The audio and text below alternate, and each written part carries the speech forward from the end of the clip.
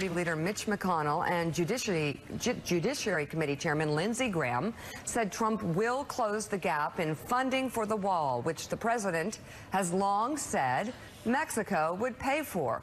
And he'd do that by using his presidential powers. I hope he signs the bill. And second, I think he ought to feel free to use whatever tools he can legally use to enhance his effort to secure the borders. As to the money for the barrier, if he can use it on steel barriers like he's been talking about, I would say that's overall a pretty good deal. And he'll make up the difference between 1.375 and 5.7 through executive action. Because, I mean, you know, as we know, Willie Geist, if you read your Constitution, all funding begins, of course, with the legislative branch and also the executive branch when the executive branch can't get the legislative branch to agree to give them the funding they need. Actually, what Lindsey Graham just said, again, unconstitutional. What Mitch McConnell is suggesting, unconstitutional. But this whole thing doesn't really make a whole lot of sense, does it? Hey, if Donald Trump could have gotten $23 billion for his wall, then why did he shut down the government for as long as he shut down the government and watch his approval ratings sink 5, 6, 7, 8, 9 points? He can't get the $23 billion, and if he tries to, that's going to be overturned by the Supreme Court. But I guess we should just be happy the government is going to stay open and the president is looking for a fig leaf.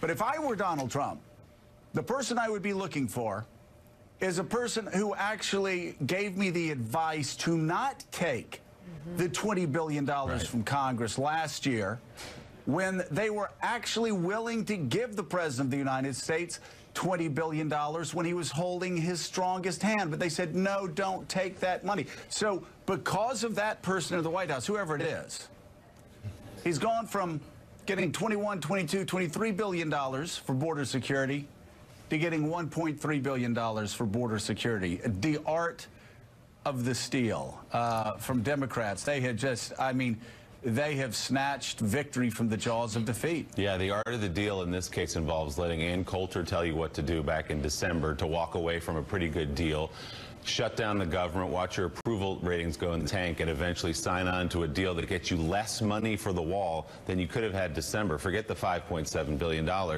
And now Ann Coulter actually is criticizing the president again. So stay tuned. She writes this in a tweet. Trump talks a good game on the border wall, but it's increasingly clear he's afraid to fight for it. Call this his yellow New Deal. So Elise, we'll see if the president responds this time to conservative criticism the way he did back in December.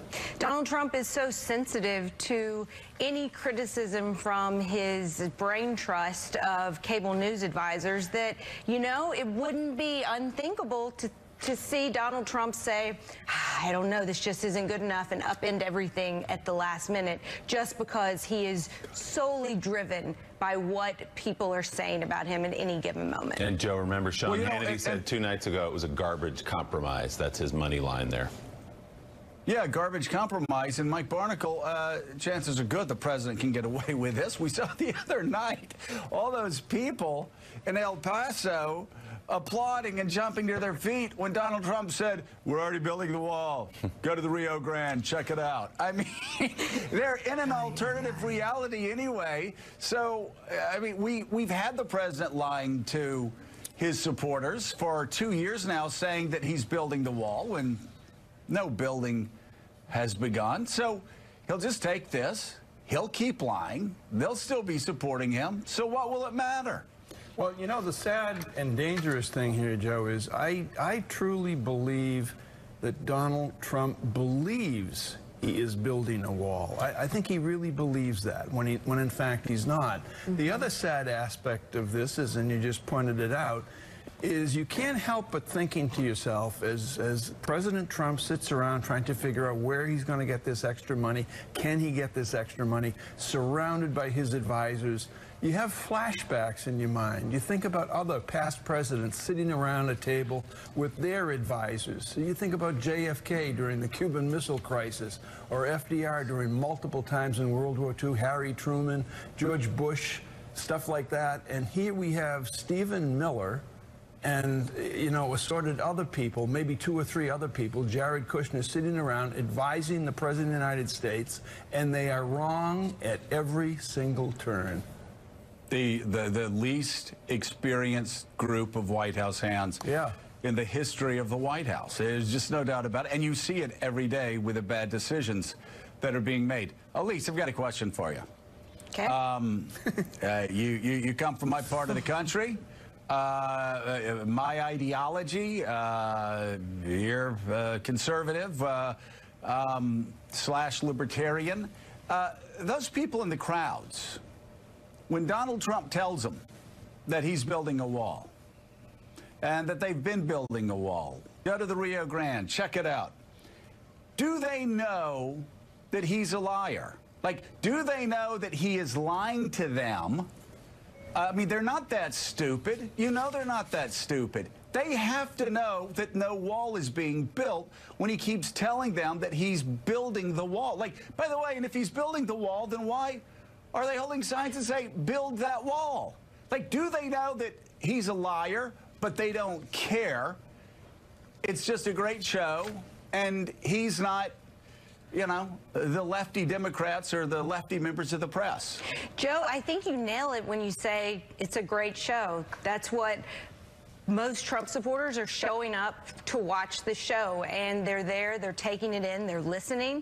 And certainly there are some people there who believe what Donald Trump is saying, but over the past 2 years doing research with the Ashcroft in America Project and going around and doing focus groups among so many different segments of the electorate, it is surprising to me how frequently you hear from Donald Trump's strongest supporters that they know he's not going to build the wall, but they like that he's trying, they like that he's fighting, and they have no reasonable expectation that, yeah, the wall is actually going to happen, or even think that it's totally necessary. They just wanted to see a stronger stance on border security. Well, it's also a branding exercise. I mean, remember the Trump steaks that were really just from the butcher down the street in Palm Beach?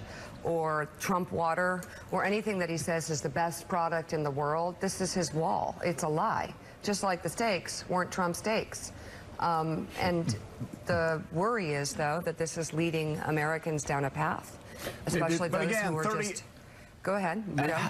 Yeah, I was going to say, but again, 39% of Americans still support him when they know there were a lot of people that think the steaks were real. Eddie, Eddie, is it symbolic of something much bigger? Is that wall and the fact that he's fighting for a wall and saying he's building a wall when they know that he is lying?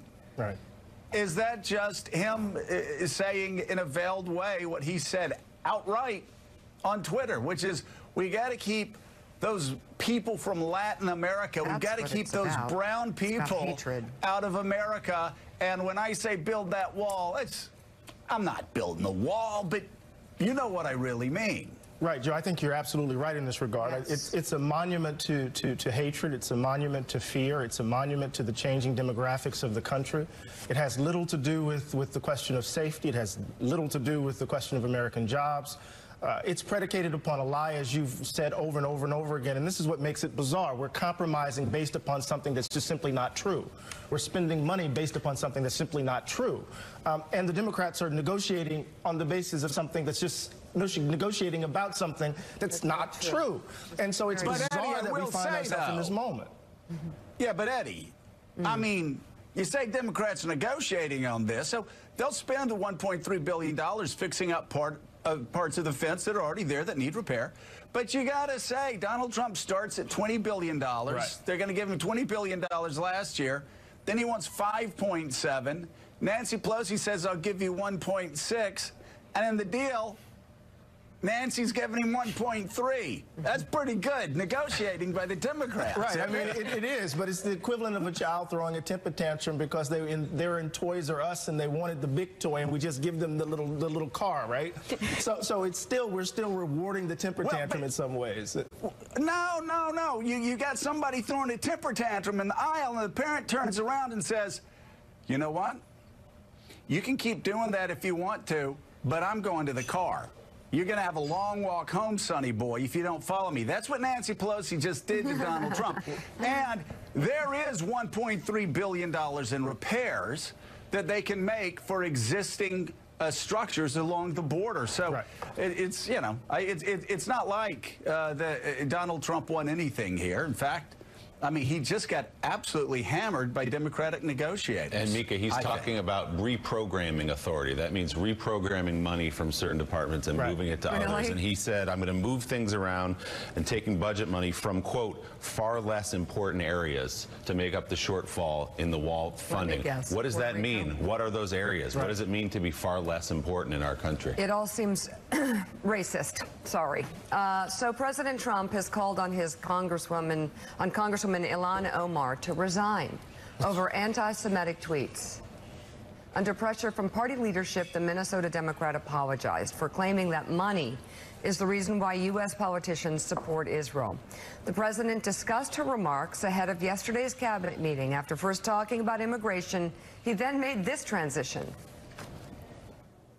One other thing I might want to say is that anti-Semitism has no place in the United States Congress. And Congressman Omar is terrible what she said. And I think she should either resign from Congress or she should certainly resign from the House Foreign Affairs Committee. What she said is so deep-seated in her heart that her lame apology, and that's what it was lame, and she didn't mean a word of it, was just not appropriate.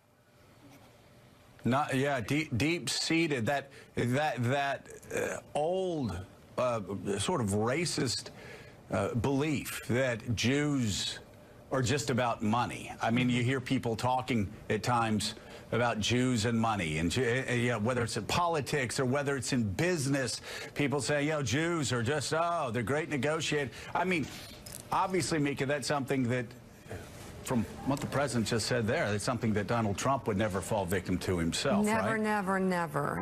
I mean, I just want to point out that the tweet was horrible, and you want to look at sort of her history of comments if there are others that are similar, and you want to try and understand where this came from. It wasn't good. But the hypocrisy is extremely easy to point out. You may remember the president was also criticized during the 2016 campaign for playing into Jewish stereotypes about money. Here he is speaking to the Republican Jewish coalition in 2015. I'm in a different position than the other candidates because I'm the one candidate. I don't want any of your money. I want your support, but I don't want your money. Again, I don't want your money, therefore you're probably not going to support me. Quite an alarming number there, Louis, as you say more than 7 million Americans. I really believe the Iran deal. Look, I'm a negotiator like you folks. We're negotiators. We don't build gas stations in the middle of, as you know, Afghanistan for $43 million. How many think they could have done it for less? Would you raise your hands, please? Do you want to renegotiate deals? Some of us renegotiate deals. I would say about 99.9. Is there anybody that doesn't renegotiate deals in this room? This room negotiates. I want to renegotiate this room. Perhaps more than any room I've ever spoken to. Maybe more. And we so one Jewish money joke after another Jewish money joke after another Jewish money joke. I mean, he actually lapped the Congresswoman about 5 times there. Yeah, he definitely did. So I'm just wondering, is Kevin McCarthy going to call for his resignation? Because I haven't heard Kevin McCarthy criticize that. Yeah. Again, remember the Star of David picture? Do we have the Star of David picture? Because when that went up, and they were peddling in just clear anti-Semitism, ugly anti-Semitism, I didn't hear Kevin McCarthy or any Republicans. I didn't hear Mitch McConnell call for Donald Trump to step down. I mean, Mika, the hypocrisy is so extraordinarily thick here. Well, and again, that doesn't deny what happened, and I think Democrats should talk about it and deal with it. Of course, Trump's infamous remarks about good people being among the white supremacists at that deadly rally in Charlottesville in 2017. Remember that? Not to mention his ban on Muslims, his comments about S-hole countries, which was just incredible, and his suggestion that California's immigration policies allow for breeding and the infestation of crime. Eugene Scott, you have a new piece out in the Washington Post entitled Ilhan Omar and Steve King reacted to criticism very differently. Why that matters. How did they react differently? What are you finding? Well, we know that when Democratic leadership, including House Speaker Nancy Pelosi, called on Representative Omar to apologize, that the representative did, and did so relatively immediately. When Minority Leader McCarthy called on Steve King, who has a history of making comments that are sympathetic to those who are white supremacists or white nationalists, to apologize, not only did he not apologize, he doubled down, and very recently we know he's led a fight to get back on his committees. And he's taken that cue, one could argue, from the president himself, who has no history of apologizing, despite critiquing how other people apologize. In part because what he is aware of most is what his political opponents say that are problematic, and not he and his own tribe. And he does that because his party members, the base, will not hold him accountable in ways that the Democratic Party will hold people like Representative Omar and even Nancy Pelosi accountable. Well, and they did, Willie. Of course, the Democrats did hold the Congresswoman accountable, and obviously, if she makes another anti-Semitic statement, then I would be shocked if she weren't kicked off the Foreign Affairs Committee. I do have to say, though, you listen to all the things that Donald Trump has said, all the racist things that Donald Trump has said. You look at all the stereotypes Donald Trump was peddling, the Jewish stereotypes here. And then Mika talked about Donald Trump saying that our immigration policies lead to breeding and infestation.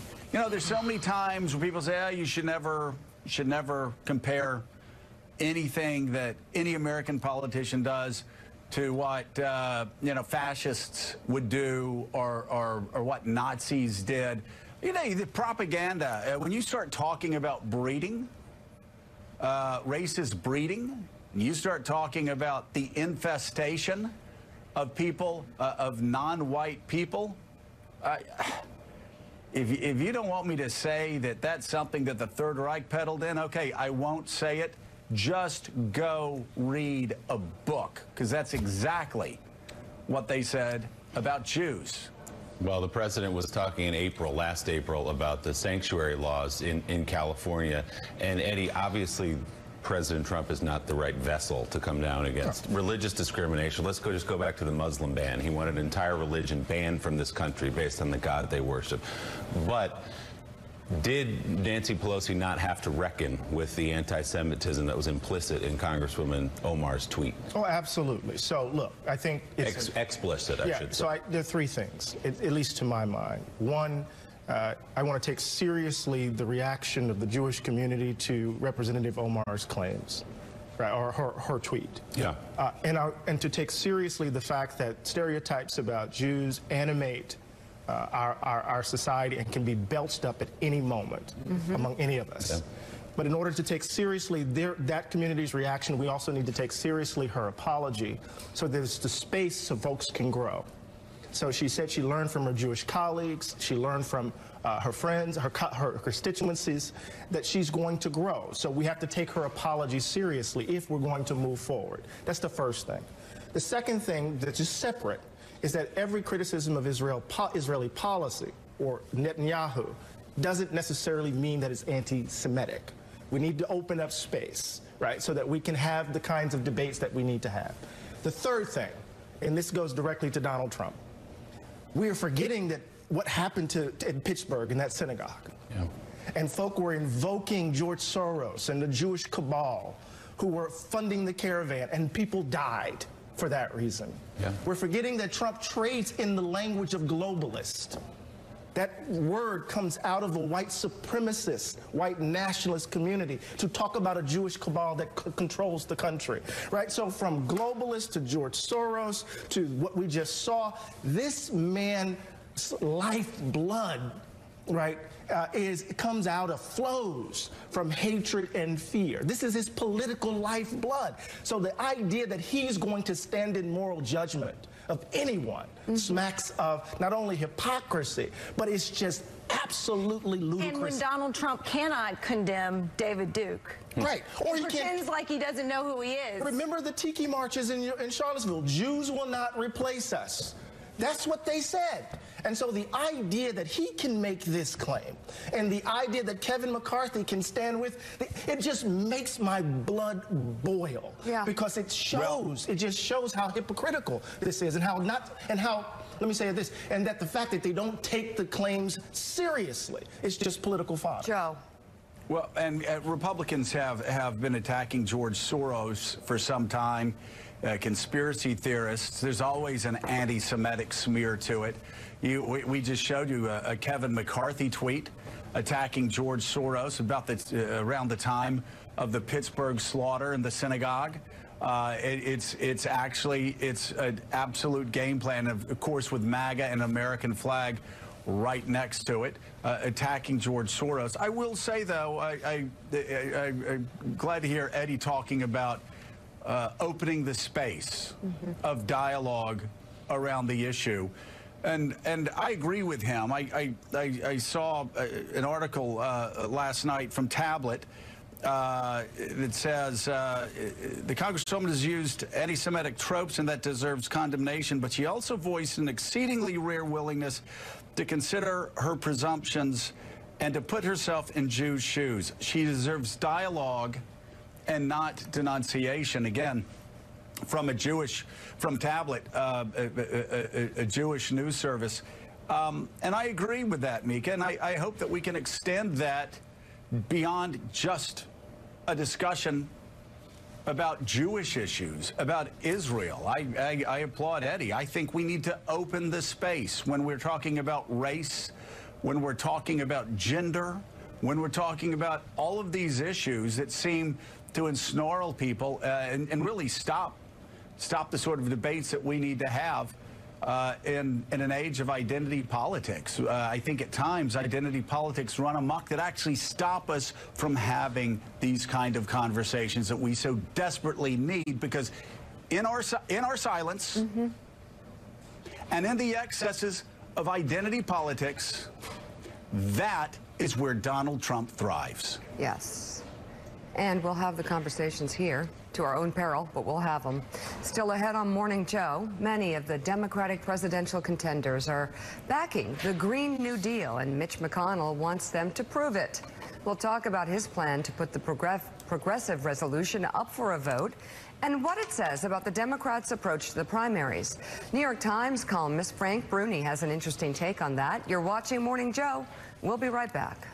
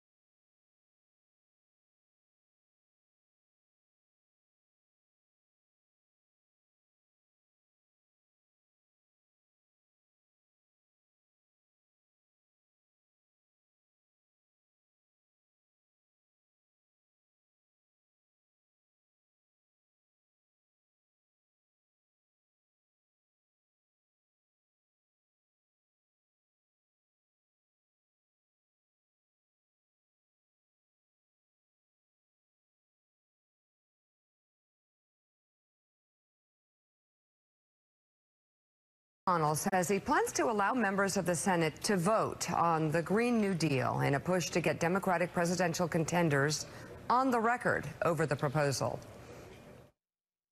I've noted with great interest the Green New Deal. And we're going to be voting on that in the Senate. We'll give everybody an opportunity to go on record and see how they feel about the Green New Deal.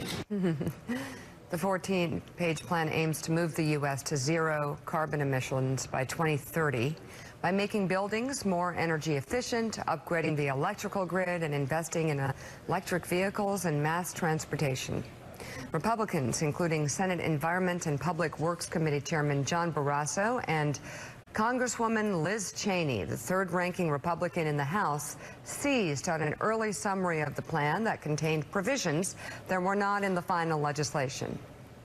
It's going to be crucially important for us to recognize and understand when we outlaw plane travel, we outlaw gasoline, we outlaw cars, I think actually probably the entire U.S. military because of the Green New Deal, that we are able to explain to our constituents and to people all across this country what that really means.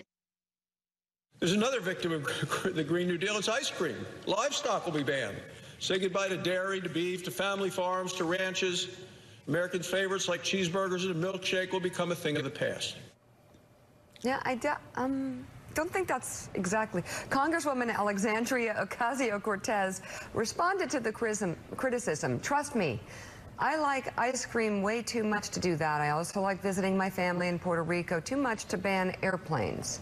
Maybe if the GOP did their job for once and read a piece of legislation, they'd see that communities and jobs come first, not last, in the Green New Deal. Joe? So, I will just say, as someone who was part of a very large freshman class. A red hot. It was red hot. Yep. Ideological. I mean, we had plans to eliminate and abolish just about every cabinet agency, the United Nations, you know, if we had thought about abolishing cows and airplanes, we probably would have done that too. Eugene Scott, I think here's the deal, and we're going to read from Frank Bruni in a second. When freshmen, congresswomen, and congressmen get into town and they're excited and they get over their skis, that's what freshman members of Congress do in these wave elections. And good for them for trying to push the party to the right or to the left.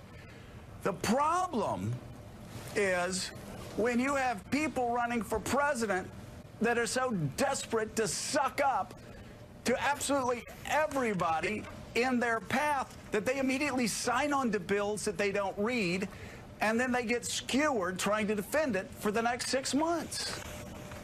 Indeed, absolutely. What we're seeing with the Green New Deal is that both sides of the aisle are aware of it, are getting on board with it or criticizing it based on what they know that their bases prefer. There's anxiety, obviously, on the right about climate change and anything that is going to be done to respond to it, and therefore, when they hear Green New Deal, they automatically push back on it and say that it's going to take our cheeseburgers and our ice cream, and there are people on the left who automatically are on board with it because they do want to see lawmakers respond more harshly than they are seeing the current president respond to very real environmental changes, but don't necessarily know what it entails. And I think what we're going to see Alexandria Ocasio-Cortez, the congresswoman, have to do is take control of this narrative in a way that allows people to know what she really is about and what Democrats are about as a whole, and not let the conservative right-wing media paint her as far more radical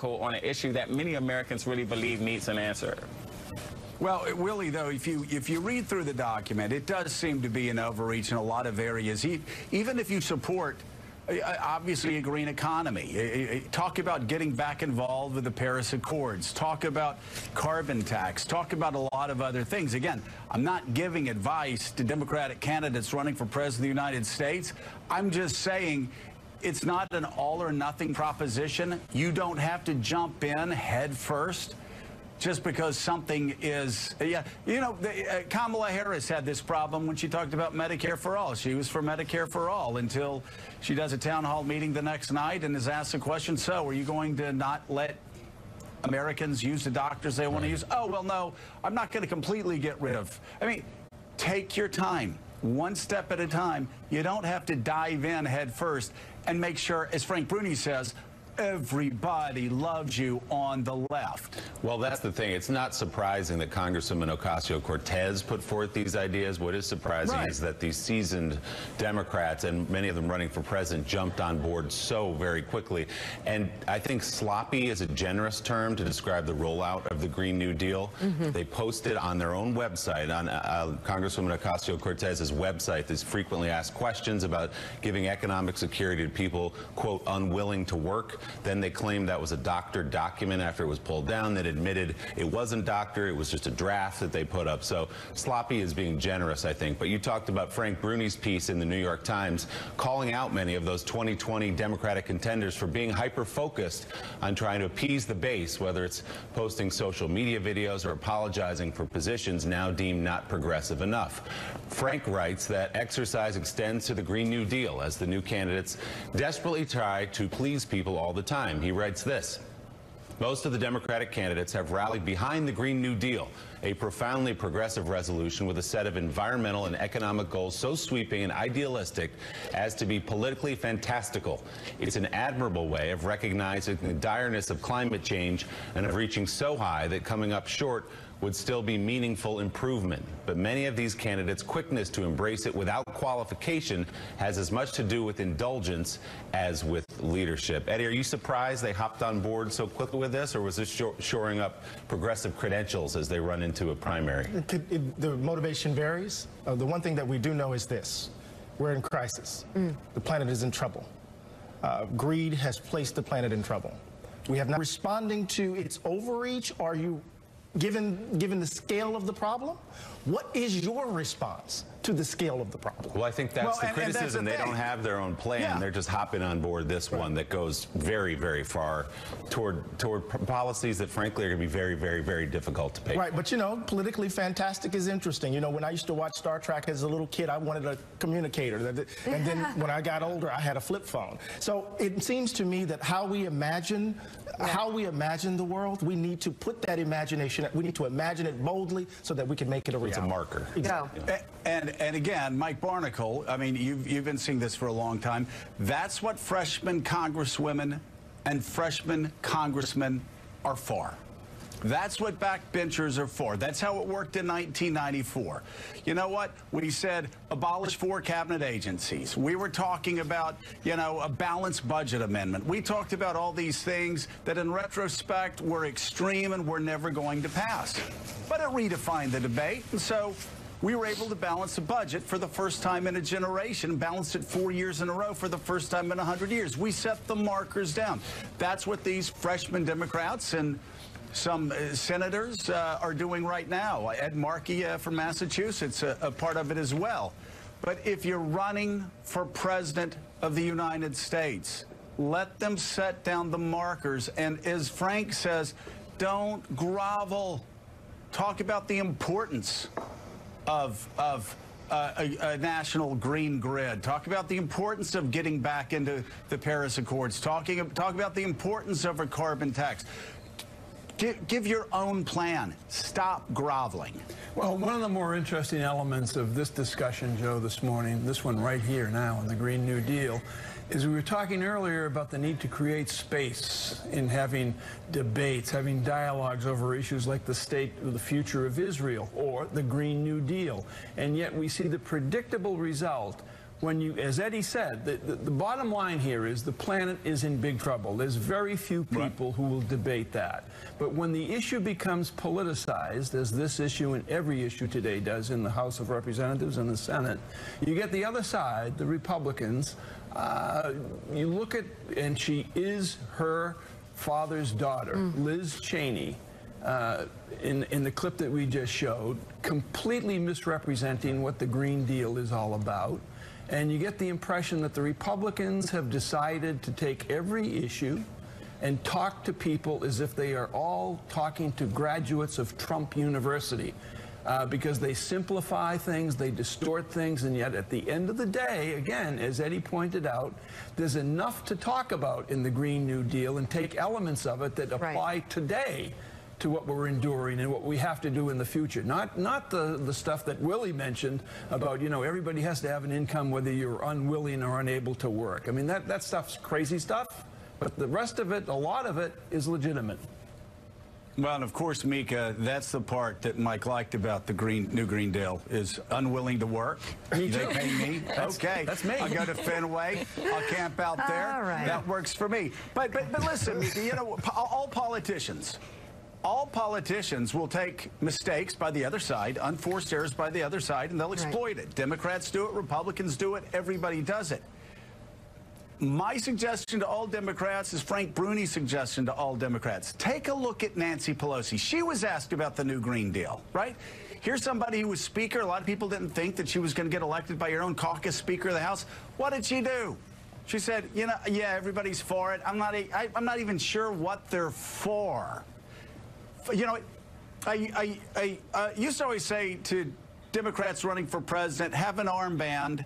And it is WWBD. What would Bubba do? If Bill Clinton would campaign a certain way, if you're a Democrat, that's a pretty damn smart way to campaign. If you're in the House of Representatives or you're running for president in 2020, it's now WWND. What would Nancy do? Because she's called it right, and she has not given Republicans the cheap shots that some of these other people running for president who've been amateurs have. They need to be careful. They need to be cautious. They need to limit the unforced errors. They need to be cohesive and in sync. The stakes are so much higher. Still ahead, the Senate Intel Committee could be wrapping up its probe into Russian meddling soon. But Democrats over in the House are just getting started with their own investigations. We'll talk about that coming up on Morning Joe.